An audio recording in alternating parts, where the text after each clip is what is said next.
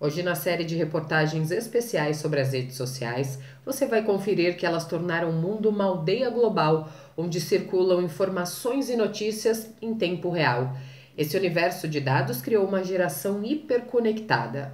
O repórter Emanuel Belmiro conversou com especialistas para entendermos melhor o funcionamento das redes sociais e de que maneira somos capturados para dentro da tela do computador ou celular.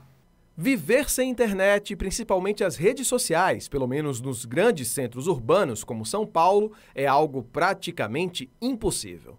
Quem é que vive sem redes sociais? Brasileiro nenhum, nem no mundo nenhum, né? Eu uso rede social intensamente, só não olho muito a vida dos outros, mas eu posto muito, tudo eu posto. Eu converso e posto ideias, melhorias para o Brasil.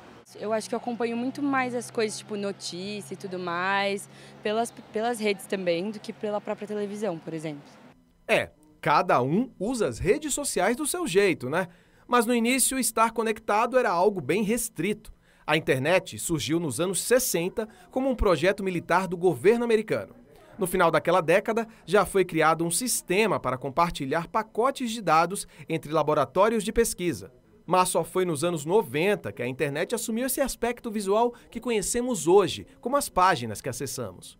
Com a evolução da internet, chegamos às chamadas redes sociais, que não são uma novidade de poucos anos, não. A professora da Faculdade de Computação e Informática da Universidade Mackenzie, Poliana Notardiacomo, é quem conta melhor essa história.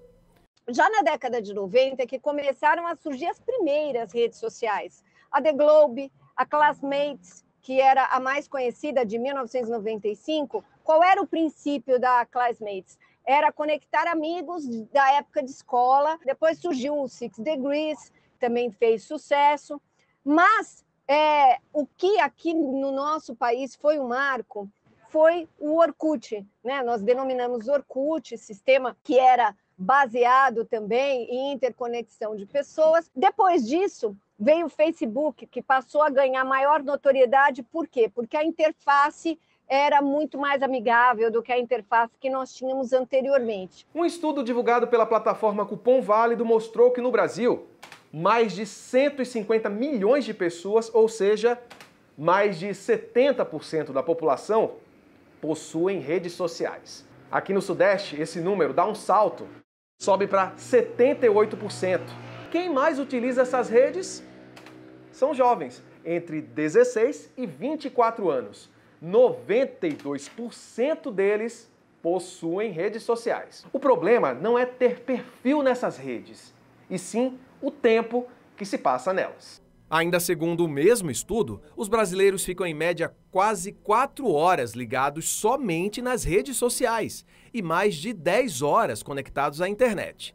Por isso, Poliana ressalta a importância de educar a população para o uso saudável das redes sociais. Que as pessoas têm perdido a dimensão do tempo nas redes sociais, até porque a quantidade de informação veiculada é elevada, fazendo com que as pessoas acabem tendo uma sobrecarga informacional. Vejo que cada vez mais nós temos que educar e fazer com que as pessoas tenham consciência daquilo que elas estão postando e do porquê elas estão postando, né? Outra questão são as exposições. Quantas pessoas acabam não postando fotos indevidas ou acabam publicando coisas que não deveriam, e tudo que a gente publica acaba ficando alguma migalha de informação em algum lugar, que nós devemos sempre atentar para qual é o conteúdo que a gente posta, porque é muito complicado depois retirar. Esta psicóloga especialista em cyberpsicologia ressaltou alguns dos malefícios resultantes do uso excessivo das redes sociais, entre eles o estímulo à chamada cultura do cancelamento. As tecnologias por trás das redes sociais foram se desenvolvendo muito e hoje em dia a gente tem o que a gente chama das bolhas. E são justamente nas bolhas em que os cancelamentos acontecem. A gente tinha crianças que realmente ficavam muito agressivas quando você tirava o videogame, ou de alguma forma nem iam ao banheiro, nem ficavam ali 24, 48 horas lugadas. E isso era muito prejudicial em todos os sentidos. Não é incomum a gente ver hoje pessoas que têm realmente síndrome de abstinência, caso não estejam junto com o telefone ali, que o telefone não esteja logado ou não esteja com o carregador por perto, ou com um power bank, ou com alguma coisa assim. Apesar de tudo isso, a especialista acredita que a humanidade ainda está passando por um momento de empolgação e descobertas com relação ao uso da internet e das redes sociais. Mas destaca que é importante que tenhamos cada vez mais consciência deste uso.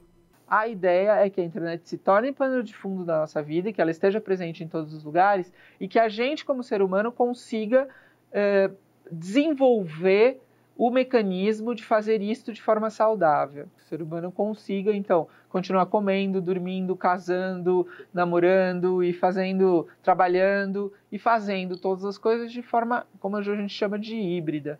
O protagonista desta história, o protagonista do uso dessa ferramenta é você mesmo.